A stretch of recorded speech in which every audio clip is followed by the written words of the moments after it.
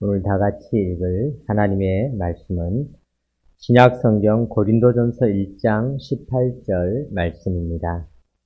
고린도전서 1장 18절은 신약성경 263면에 있습니다.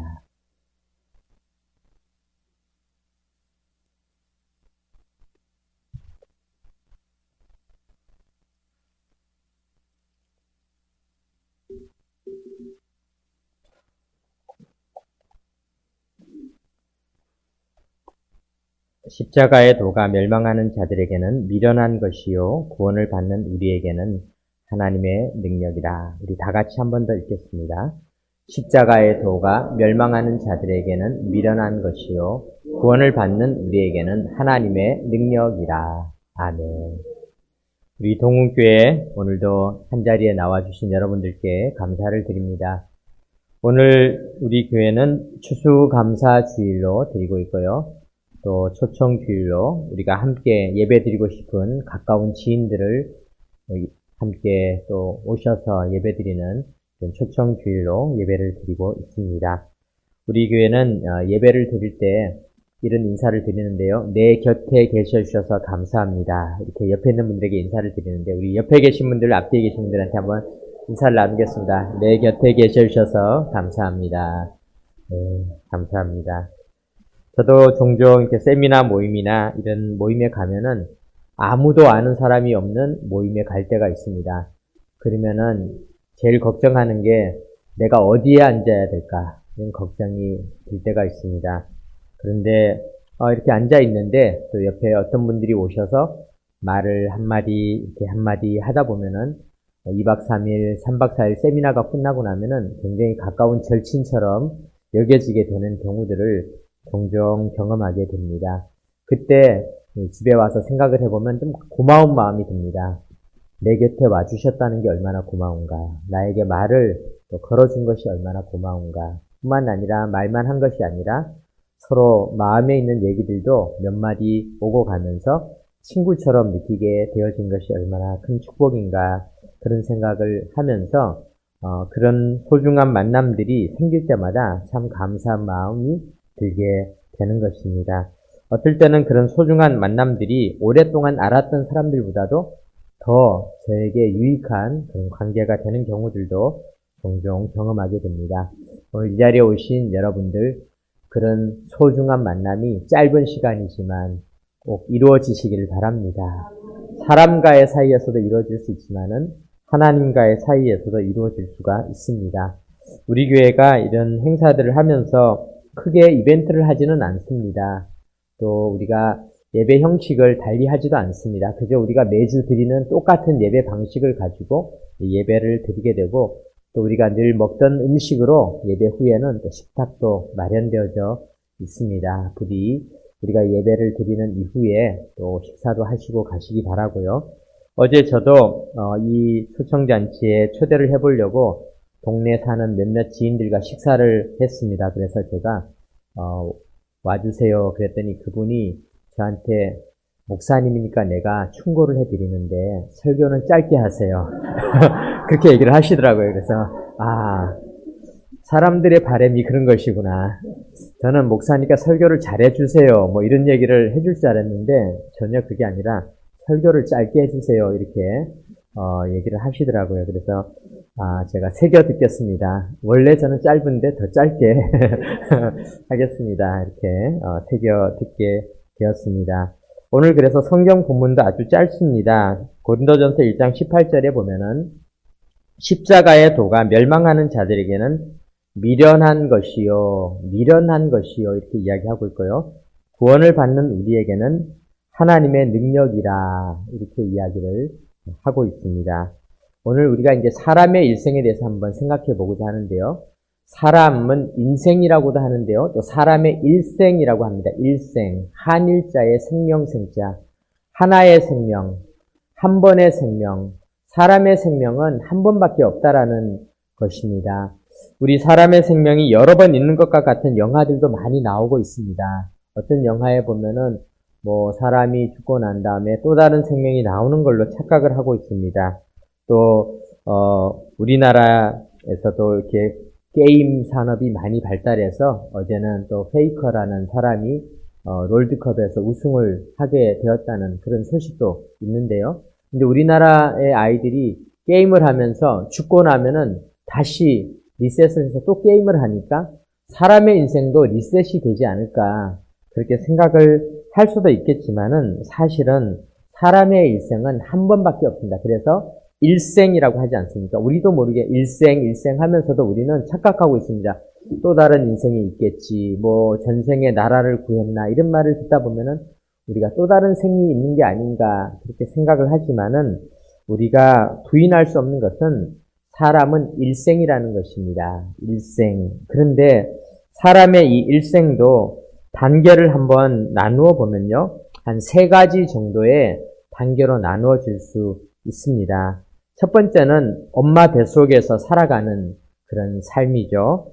엄마 뱃속에서 9달 열흘 또는 40주, 280일 살아가게 됩니다. 물론 조금 더 살다가 나오는 분도 있고 조금 덜 살다가 나오는 분도 있지만은 어머니 뱃속에서 삶을 우리가 살아가다가 이 아이가 탯줄을 끊고 이제 나오게 되는 거죠. 나와서 탯줄을 끊고 사람의 인생을 시작을 하는데 보통 우리는 이때만 사람의 인생이다 이렇게 생각을 하지만 그렇지 않습니다. 사람의 인생은 어머니 뱃속에서 이미 시작이 된 것입니다.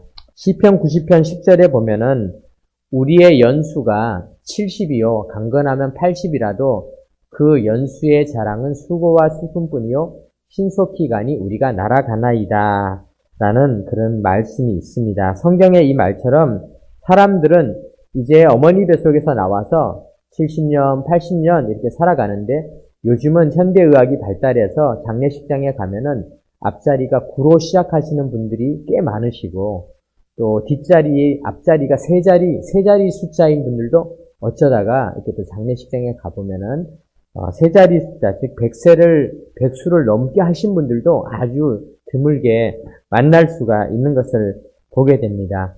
그러나 우리의 인생은 신속히 가고 지나간다는 것입니다. 저도 얼마 전에 양복이 찢어져서 세탁소에 맡기러 갔습니다. 세탁소에 맡기면서 속상했습니다. 아니 입은 지가 얼마 안 된 새 양복인데 왜 이렇게 찢어져서 수선을 해야 될까 그렇게 맡겼는데요. 그랬더니 세탁소 주인이 하시는 말씀이 이거는 수선이 어렵습니다. 헤어진 겁니다. 그렇게 이야기를 하시더라고요. 이거는 누벼야 됩니다. 그래서 깨끗하게 안 됩니다. 그래서 아니 헤어졌다고요? 저는 어디에 걸려서 찢어진 줄 알았는데 그래서 제가 양복을 그때서야 생각을 해봤더니 저는 엊그제 입은 줄 알았던데 9년째 입었던 옷이더라고요. 9년간 제가 그 옷을 입었다는 것을 알게 되었습니다. 와, 세월이 이렇게 지나가는구나. 이상하게 나이가 조금씩 들면서 여기 계신 분들이 저보다 연배가 많은 분들이 꽤 많으시지만 죄송스럽지만은 제가 어느 날은 손톱을 깎다가 아니 손톱이 왜 이렇게 빨리 자라는 거야. 그런데 여러분 손톱이 빨리 자라는 게 아니라 세월이 빨리 가는 겁니다. 머리가 왜 이렇게 빨리 자라는 거야. 머리가 빨리 자라는 게 아닙니다. 세월이 빨리 가고 있다는 것입니다. 그런데 우리는 이런 세월을 지나고 나면은 이제 우리 인생은 다 끝이다 이렇게 생각을 하는데요. 성경 히브리서 9장 27절에 보면은 한 번 죽는 것은 사람에게 정해진 것이요 그 후에는 심판이 있으리니 이렇게 하면서 사람의 인생 뒷부분에 그 후에는 이라는 말이 기록되어져서 사람의 인생이 어머니 뱃속에서의 삶과 또 우리가 이 땅에서 살아가는 70년, 80년, 90년의 삶 이외에 그 외에 또 다른 인생이 있는데 세 번째 단계의 삶이 있는데 그 삶이 바로 죽음 이후의 삶이 있다라는 것을 성경은 우리에게 가르쳐주고 있습니다. 그런데 사실 생각해 보겠습니다. 어머니 뱃속에 있는 아이들이 만약에 그들은 뭐 말을 하지 못하지만 쌍둥이가 어머니 뱃속에 있다고 생각해 봅시다. 그 중에 한 아이가 야 이제 우리는 조금 있으면 바깥 세상에 나가서 살게 돼.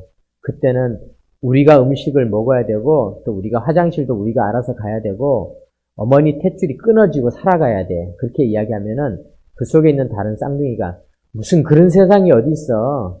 어떻게 우리가 스스로 그런 일을 한단 말인가. 그렇게 이야기를 할 수도 있지 않겠습니까? 그런데 그 아이들이 바깥 세상으로 결국 나와서 이제 살아가게 되는 것이죠. 그런데 어쩌면 우리도 이 땅에서 그런 논쟁을 하고 있는지 모릅니다. 우리가 이 세상을 살아가고 있는데 그 다음 인생이 어디 있어? 그 다음 인생이 영화에서나 있는 거지. 뭐 김태리 나오는 영화나 이런 데서 보면은 뭐 이렇게 영화에서 그런 장면들이 나오는 거지. 우리가 그렇게 생각을 할 수 있는지 모르겠습니다. 그런데 우리가 한번 좀 다른 이야기지만 이런 이야기를 제가 잠깐 한번 들려드리겠습니다. 어느 백인 한 사람이 아프리카에 가서 여행을 하다가 추장집에서 하룻밤을 묵게 되었는데 이 사람은 이제 담배를 이렇게 피우는 사람이었습니다. 담배를 피우니까 추장이 그 담배를 이렇게 보더니 굉장히 부러워하는 것입니다.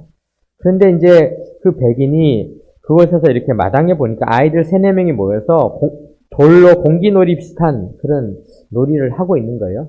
근데 이상하게 그 돌을 자세히 보니까 다이아몬드인 거예요. 그래서 이 사람이 드디어 생각을 한 겁니다. 그리고는 추장에게 가서 말했습니다.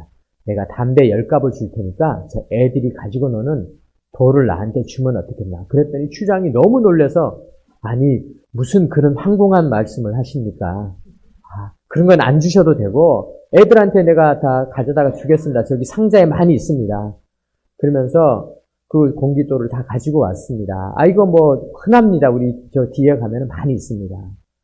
그런데 내가 그래도 어떻게 그냥 받을 수가 있나. 그래서 담배 10갑을 주고 그걸 다 받아 갖고 왔는데요. 그것이 이제 아프리카에서 이 다이아몬드가 발견되어지게 되는 그런 일화 속에 이제 그런 이야기가 나오는데요. 사실 이 거래를 생각해보면 진짜 어리석은 거래입니다.